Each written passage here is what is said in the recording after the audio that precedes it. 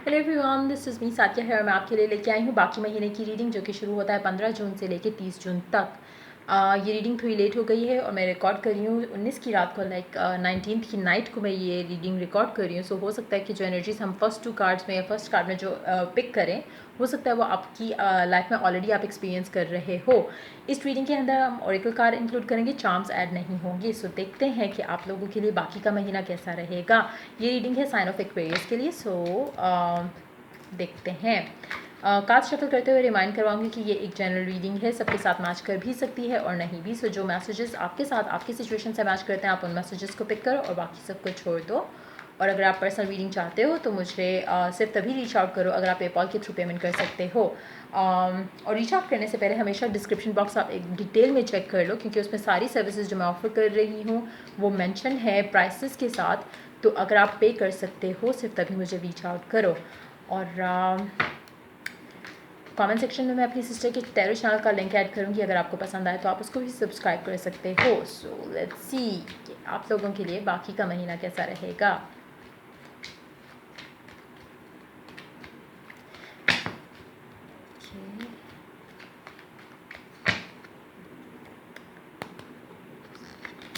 Temperance, pair up with Eight of Swords.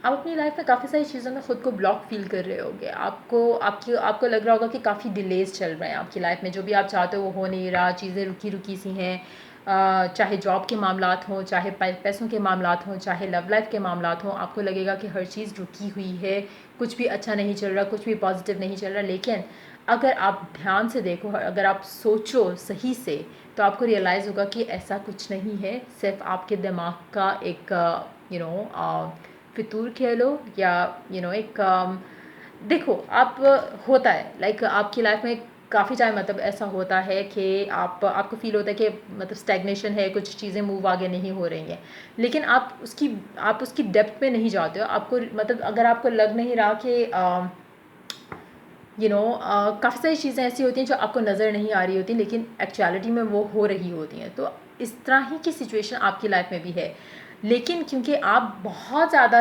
उस चीज़ को लेकर सोच रहे हो, इसलिए आपको लग रहा है कि आपकी लाइफ तो स्टक हो गई है, स्टैग्नेंट हो गई है, चीज़ें मूव नहीं कर रही। लव लाइफ हो या वर्क लाइफ हो या होम लाइफ हो, कुछ चीज़ें जो आप चाहते हो, दिल से चाहते हो, वो चीज़ें रुकी हुई हैं। आप जितना इंतज़ार कम करना चाह रहे हो, उतना आपको और करना पड़ रहा है। हर चीज़ में आपको एक मैसेज मिलता है कि नहीं अभी सब है। चाहे आप जॉब के लिए जाते हो, आपको बोला जाता है कि नहीं अभी तो कोरोना चल रहा है, सो उसके बाद देखेंगे कि हायरिंग करनी है या नहीं करनी। लव लाइफ में किसी के पास जाते हो तो आपको लगता है कि अगला बंदा बहुत ही स्लोली चीज़ों को आगे लेके चल रहा है, जो कि आपको नहीं चाहिए, जिससे आपको और फील होता है कि एक ब्लॉक के बाद दूसरा ब्लॉक, दूसरे ब्लॉक के बाद तीसरा ब्लॉक। तो बेसिकली अगर आप अपने आप को इस सिचुएशन से निकालना चाहते हो तो बेस्ट तरीका उसका ये है कि just pull yourself out of it. मतलब और कुछ नहीं कर सकते आपने अपने आप को इस माइंडसेट से निकालना है, इस सिचुएशन या इस बुरे पैटर्न से निकालना है। तो उसके लिए आपको क्या करना है, अपने आप को डिटैच करो कुछ टाइम के लिए। 1 दिन लो, 2 दिन लो, 3 दिन लो, जिसमें आप अपने आप को किसी भी ऐसी चीज़ में इन्वॉल्व नहीं करो जिससे आपको और इंटेंसिफाई हो जाए ये फीलिंग कि चीज़ें मूव नहीं कर रही। कुछ ऐसा करो जो कि आपके कंट्रोल में है, जैसा कि अगर आपको कुकिंग पसंद है, खाना बना लो। अगर आपको फैमिली के साथ टाइम स्पेंड करना पसंद है, फैमिली के साथ टाइम स्पेंड कर लो। कुछ ऐसा करो जो कि आपके कंट्रोल में है। अभी जो सिचुएशन जिनके ऊपर आप फोकस रखे हुए हो वो आपके कंट्रोल में नहीं है, जिसकी वजह से आपको और ज़्यादा एक नेगेटिव फीलिंग आई जा रही है, जो कि ज़्यादा बढ़ती जा रही है, बढ़ती जा रही है, बढ़ती जा रही है, जिसको आपने कंट्रोल करना है। उसको कंट्रोल करने का बेस्ट वे यही है कि आप अपने आप को उस सिचुएशन से निकालो और कोशिश करो कि आप फ़िलहाल वो जो भी चीज़ें हैं, जो भी मैटर्स हैं, जो स्टक हैं, जो स्टैग्नेंट है, जो आगे मूव नहीं कर रहे, उनके बारे में मत सोचो। करना आई नो कि ईज़ी नहीं होगा, लेकिन इसको रिप्लेस करो, इस इंसान को, इस चीज़ को, जो भी चीज़ है जो रुकी हुई है आपकी लाइफ में, उसको आप रिप्लेस करो किसी और चीज़ से जो कि आपके कंट्रोल में है। जैसा कि कोई हॉबी बना लो, कोई रीडिंग, अगर आपको बुक्स पसंद है रीड करना शुरू कर दो। यूट्यूब पे वीडियोस बहुत सारी अच्छी मिल जाएंगी आपको सेल्फ हेल्प के बारे में, जो चीज़ों में आपको हेल्प भी मिलेगी कि आप इस सिचुएशन को कैसे डील कर सकते हो। आप स्पेसिफिकली सर्च भी कर सकते हो उसके बारे में, या लॉ ऑफ अट्रैक्शन की वीडियोज़ देखना शुरू कर दो, वो आपको बहुत ज़्यादा पॉजिटिविटी आपके अंदर लेके आएगी। तो कोशिश करो कि अपने आपको इस चीज़ में से निकाल के कुछ और चीज़ करो जिससे आपको फ़ायदा भी हो और आपकी लाइफ आगे आसान भी हो, और आप इस नेगेटिव माइंडसेट के साथ नेगेटिव माइंडसेट और नेगेटिव साइकिल से निकल सको। सो बेसिकली आपको करना ये है कि आपने स्पेशली जो 15 से लेके 20 तक का टाइम है उसमें आपको ये बहुत ज़्यादा एहसास होने वाला है कि चीज़ें रुकी हुई हैं। आई होप कि जैसे आप आगे मूव करते हो 21, 22, 23 के बाद आपकी चीज़ें बेहतर होना शुरू हो जाए। लेकिन इस टाइम से निकलने के लिए ऑलरेडी ये रीडिंग थोड़ा लेट हो गई है, मे बी आप ऑलरेडी स्ट्रगल में हो अभी फ़िलहाल, जहाँ पे आपको लग रहा हो कि चीज़ें मूव नहीं हो रही। लेकिन अगर ये प्रोलॉन्ग होता है 20 के बाद भी चलता है, तो आपको क्या करना है, आपको अपना टाइम किसी पॉजिटिव चीज़ में इन्वेस्ट करना है। अच्छी चीज़ें देखो, अच्छा सोचो, अच्छी चीज़ें जो आपको पॉजिटिव एनर्जी दें, आप वो चीज़ें करो। चाहे वो आउटिंग है, चाहे वो स्पेंडिंग टाइम इन नेचर है, नेचर में दरख्तों के पास टाइम स्पेंड करो, फैमिली के साथ टाइम स्पेंड करो। अगर आप जा नहीं सकते हो, लॉकडाउन सिचुएशन है, तो आप कॉल पे बात करो। कुछ ऐसा करो जो कि आपका माइंड इस चीज़ से हटा सके। उससे आपकी लाइफ में आगे जो है वो आसानी आएगी और चीज़ें खुद ब खुद वर्कआउट करना शुरू हो जाएंगी। लेकिन अभी अपने आप को ये समझाना इम्पॉर्टेंट है कि जो चीज़ें आपके कंट्रोल में हैं उनके ऊपर फोकस करोगे तो ये चीज़ें भी खुद ब खुद कंट्रोल में आ जाएंगी। सो अगर आप इसकी डेप्थ में जाओगे तो आपको अंडरस्टैंड हो जाएगा कि मैं क्या कहना चाह रही हूँ। अगर आप लॉ ऑफ अट्रैक्शन को प्रैक्टिस करते हो या अगर आप सर्च करना चाहते हो, आप कर सकते हो और आपको समझ आएगा कि लाइफ इज़ सो ईजी। लेकिन हम खुद उसको अपनी नेगेटिव मेंटल प्रोसेस से जो है वो उसको इतना अपनी लाइफ को इतना मुश्किल बना देते हैं। दूसरा, हमारे आसपास के लोग बहुत ही माशाल्लाह से होते हैं कि वो आपको पॉजिटिव रहने नहीं देते। फिर आपके रिलेशनशिप्स ऐसे होते हैं जिससे आप मतलब अपने आप को और ब्लॉक कर देते हो। टॉक्सिक रिलेशनशिप्स हैं, चाहे वो फ्रेंडशिप्स हैं, चाहे वो मतलब बॉयफ्रेंड गर्लफ्रेंड वाले मतलब इस तरह के रिलेशन्स हैं, चाहे वो इन लॉज वाला सिस्टम है, वट एवर इट इज़। अगर आप अपने आप को चाहो तो आप इस चीज़ में से अपने आप को बाहर रख सकते हो। लेकिन उसके लिए अगेन आपको क्या करना है कि आपको सिर्फ वो काम करना है जिससे आपको खुशी मिले, और वो जब आप करोगे तो खुद से आसानियाँ आना शुरू हो जाएंगी। देखते हैं आगे क्या है आपकी लाइफ में। The lovers, therapy, night of wands.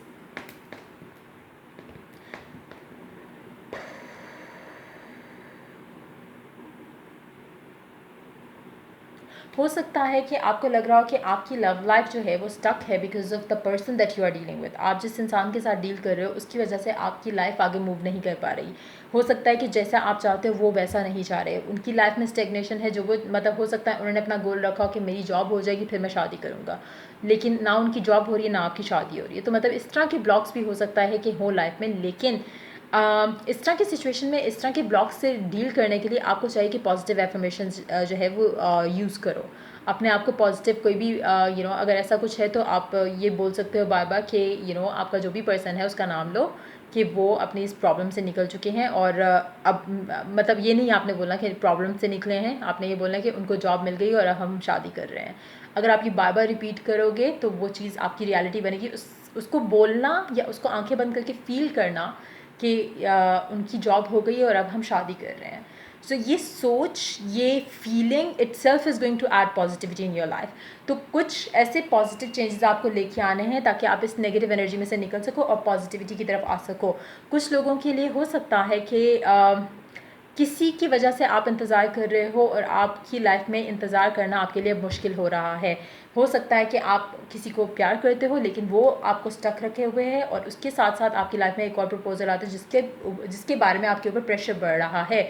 सो हो सकता है कि आप उस वजह से भी ब्लॉक फील कर रहे हो। लेकिन जो भी मैटर है, अगर आप चाहो तो इसको रिजॉल्व कर सकते हो। एक चीज़ मैं आपको बताऊं, अगर जैसे अक्सर लड़कियों के साथ ऐसे मामलात होते हैं कि आप शादी मतलब आपके माइंड में कोई एक इंसान है जिससे आप शादी करना चाहते हो और फैमिली प्रेशर बहुत ज़्यादा है कि नहीं आपकी शादी तो हमने फलाने से करनी है, तो फिर होता ये है कि आप डिप्रेशन में चले जाते हो कि वो लड़का तो रेडी नहीं हो रहा अभी, उसको टाइम चाहिए एंड फैमिली जो है वो प्रेशराइज करिए। तो इन दैट सिचुएशन अगर आपने अपने दिल में यकीन बना लिया है, अगर आपने सच्चे दिल से दुआ कर ली है, तो फिर आपको फ़िक्र नहीं होनी चाहिए। अगर आपके पेरेंट्स देख भी रहे हैं तो उनको देखने दो।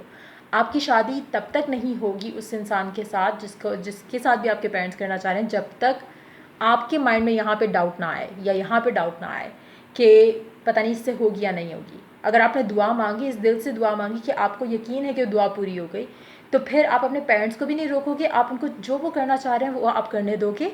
और होगा क्या कि जो भी वो कर रहे होंगे वो चीज़ें वर्कआउट नहीं करेंगी, जो आप चाह रहे हो वो वर्कआउट करना शुरू कर देगा। तो अगेन आप अगर सोचना शुरू करो तो आप इसके अंदर से निकल सकते हो, लेकिन अभी आप इतना ज़्यादा नेगेटिव सोच रहे हो कि आप उन चीज़ों से निकल नहीं पा रहे हो।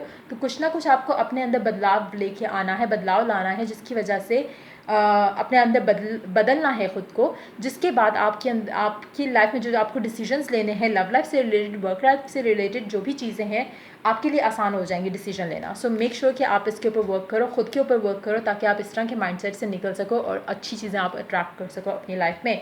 सो देखते हैं और रोमांस एस्ट्रोलॉजिकल क्या ऐड करता है आपकी बाकी के महीने की रीडिंग में।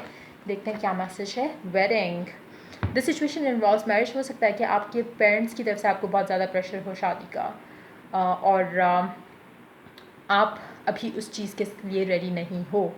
इन दैट सिचुएशन आपको अगर किसी को चूज़ करना पड़ता है और अभी आप रेडी नहीं हो, तो अगेन वो चीज़ जो मैंने बताई, आप उसके ऊपर इस यकीन से एक दुआ मांगो। जिस तरह के भी इंसान से आप शादी करना चाहते हो, अगर कोई आपकी लाइफ में नहीं है जिसको आप चाहते हो या उस तरह से आप प्यार करते हो जिससे शादी करना चाहते हो, लेकिन जैसे प्रपोजल्स आ रहे हैं उस तरह की चीज़ आपको नहीं चाहिए, सो तब भी आप एक दुआ मांगो, इस दिल से मांगो कि इससे बुरा तो हो ही नहीं सकता।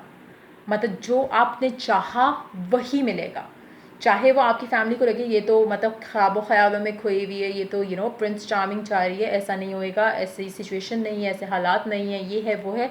उनको जो भी सोचना वो सोचने दो। आपने अपने माइंड में अपने आप को एक चीज़ मतलब दुआ करनी है, एक तो पहली बात, और उस दुआ के ऊपर इतना यकीन रखना है कि कहीं भी आपको, चाहे आपके पेरेंट्स बोलें कि आज रिश्ते वाले आ रहे हैं, और फिर भी आपको अपनी दुआ के ऊपर इतना यकीन होना चाहिए। और जब आपके अंदर वो यकीन होगा अपने रब के ऊपर, अपनी दुआ के ऊपर, तो कोई दुनिया की चीज़ जो है आपको आपके प्रिंस चार्मिंग के अलावा किसी और से शादी नहीं होने देगी। तो आपने इसके ऊपर काम करना है, स्पेशली अगर आप इस तरह की किसी सिचुएशन से डील कर रहे हो। देखते हैं आपके लिए लकी कलर कौन सा रहेगा इस बाकी महीने के अंदर। Indigo, improve your vision, number 40। Indigo, ये शेड ऑफ पर्पल आपके लिए लकी रहेगा। उसके अलावा आपने